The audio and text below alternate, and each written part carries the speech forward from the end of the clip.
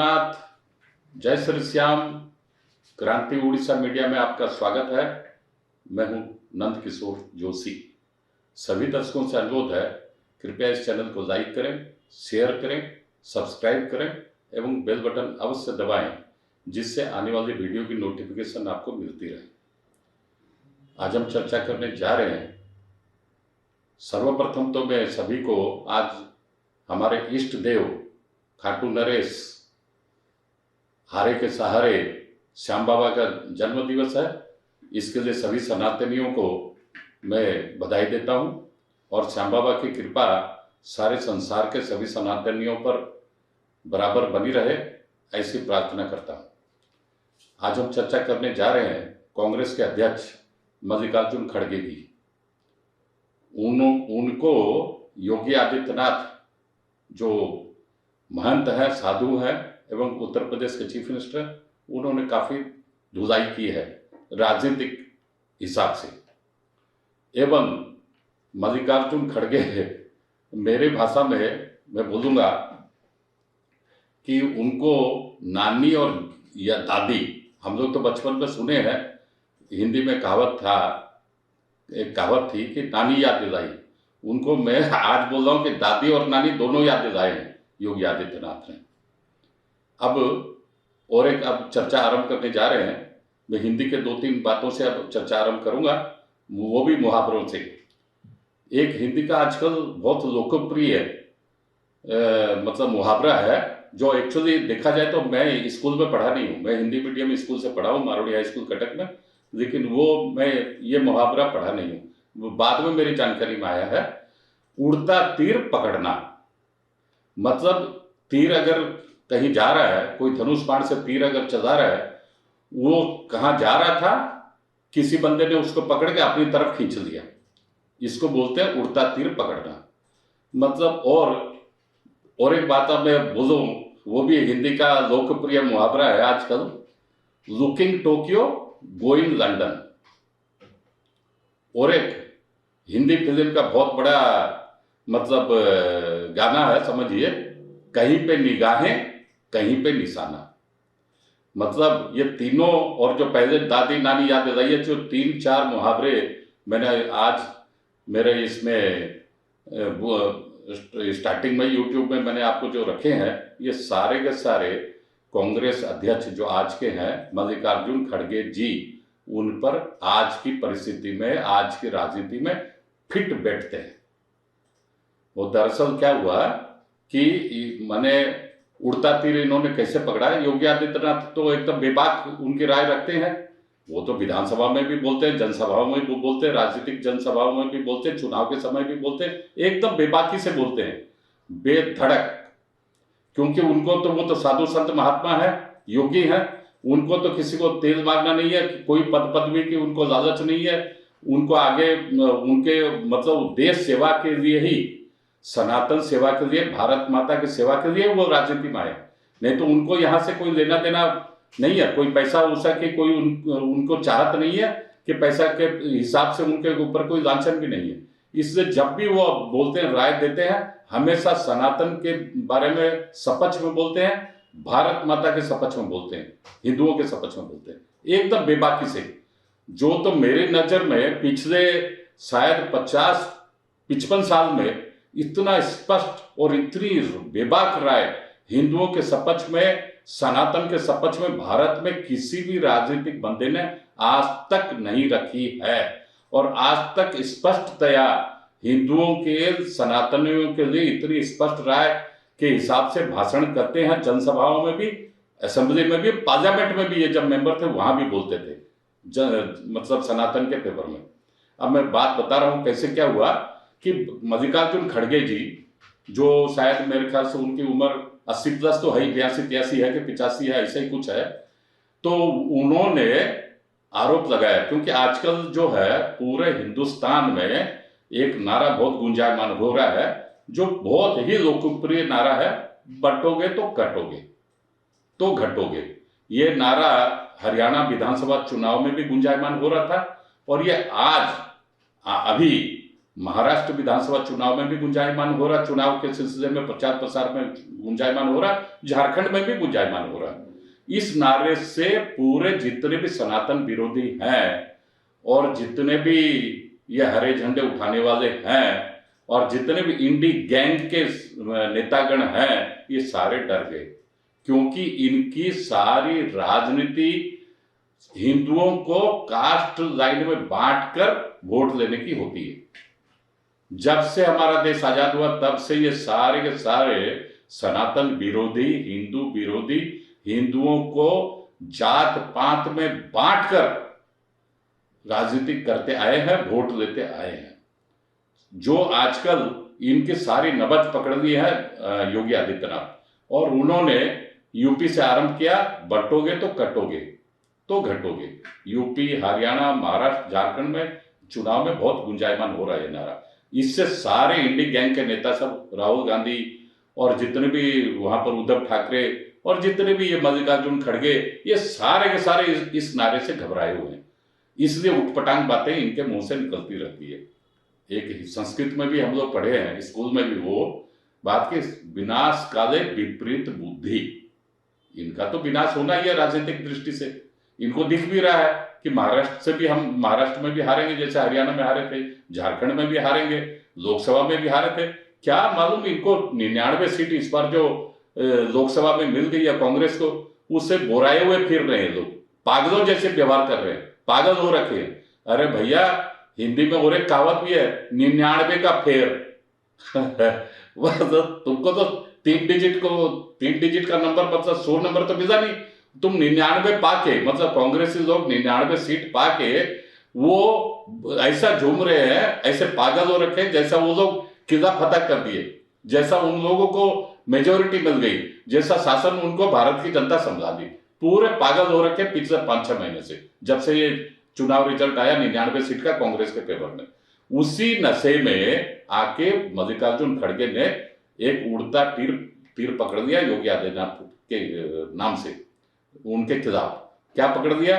वो बोले योगी जी को तो ये तो साधु संत है, उनको तो राजनीति में आनी ही नहीं चाहिए, राजनीति में गेरुआ वस्त्र का क्या काम है, सफेद वस्त्र वाले जाते हैं, राजनीति में नहीं आने चाहिए योगी आदित्यनाथ। उनको सजा दे रहे हैं, एक बुढ़ऊ 82-83 साल के बुढ़ऊ, और उनको एक साधु संत महात्मा को सजा दे रहे हैं, योगी जी को राजनीति में नहीं आना चाहिए। और गेरुआ वस्त्र जब पहने तो उनको मठ महंत के हिसाब से ही रहना चाहिए। कितनी बड़ी गलत सजा दे रहा है एक राजनीति को, जब वो पहले 5-6 बार वो सांसद भी रहे हुए हैं और अभी 7-8 साल से वो यूपी के चीफ मिनिस्टर हैं, बहुत अच्छी ट्रैक रिकॉर्ड है। उनको ये बात बोल दी है क्योंकि उनको सब चुभती है। सारे इंडी गठबंधन के नेताओं को योगी आदित्यनाथ के जो उन्होंने नारा दिया है, बंटोगे तो कटोगे तो घटोगे, ये नारा इतना लोकप्रिय है पूरे भारतवर्ष में, ये सारे के सारे इंडी गठबंधन के लोग सब घबरा गए हैं और हताशा इनके चेहरे पर नजर आ रही है। क्या करें? तो ऐसा एक मतलब जुमला फेंक दिए योगी पर कि भाई गेरुआ वस्त्रधारी हो तो जाकर मठ में बैठो। तुरंत तो मतलब उनका तरफ तुरंत तो पकड़ लिए योगी आदित्यनाथ। उनकी क्या धुलाई की है महाराष्ट्र में, जबरदस्त धुलाई, और दादी और नानी सब याद दिला दिए। मैं अब कैसे याद दिलाए, मैं अब इसके उदाहरण के साथ बता रहा हूँ। दरअसल जब हमारा देश जब आजादी का समय आया था, बंटवारा हुआ पाकिस्तान और हिंदुस्तान में, उस समय 565 करीब देसी राजा थे हमारे पूरे भारतवर्ष में। उसमें एक था हैदराबाद का निजाम भी, और हैदराबाद का निजाम, उन्होंने, अंग्रेजों ने बोला था जिसको भारत में रहना भारत में रहो, जिसको पाकिस्तान में रहना वहां रहो, जिसको आजाद होना आजाद हो जाओ। तो वो आजाद के सपने देख रहा था हैदराबाद का निजाम। दरअसल उसको शामिल होना था पाकिस्तान में, लेकिन सपने देख रहा था आजादी का।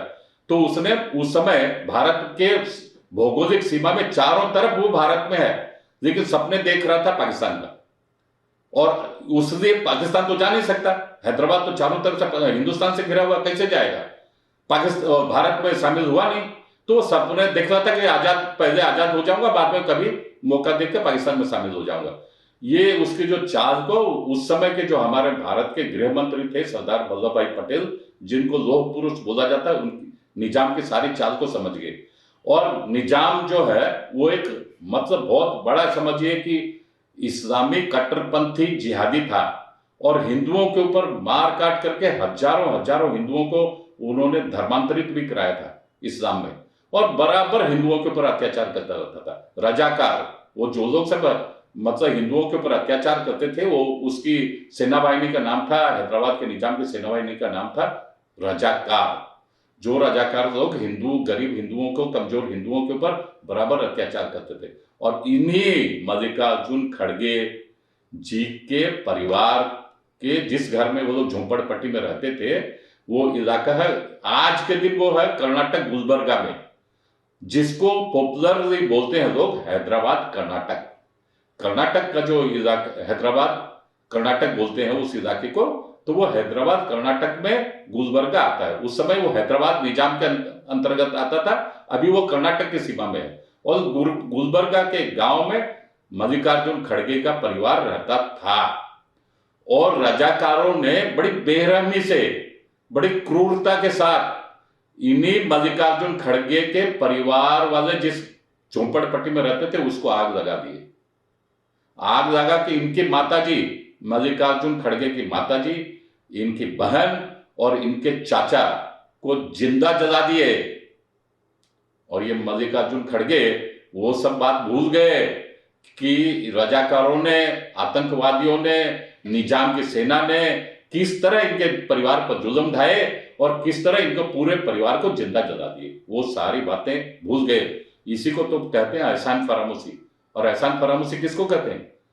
तो उन्होंने उल्टा योगी आदित्यनाथ को बोला, योगी जी के ऊपर टीका टिप्पणी किए और उनके वस्त्र के ऊपर टीका टिप्पणी किए। अब मैं बता रहा हूं कि अरे भैया कांग्रेसी वाले, तुम लोग तो सारे, तुम्हारे सारे नेताओं का दागदार छवि है। मैं एक एग्जाम्पल दूंगा यहां पर, वो है भारत के प्रथम जो शिक्षा मंत्री थे मौलाना अबुल कलाम आजाद। उनका जन्म कहां हुआ था? सऊदी अरब में। मतलब अखंड भारत में उनका जन्म नहीं हुआ था, जन्म हुआ था सऊदी अरब में। कोई स्कूली शिक्षा, कोई कॉलेज, कोई यूनिवर्सिटी में मौलाना अबुल कलाम आजाद नहीं गए थे पढ़ने के लिए। उनकी सारी शिक्षा दीक्षा मदरसे में हुई थी।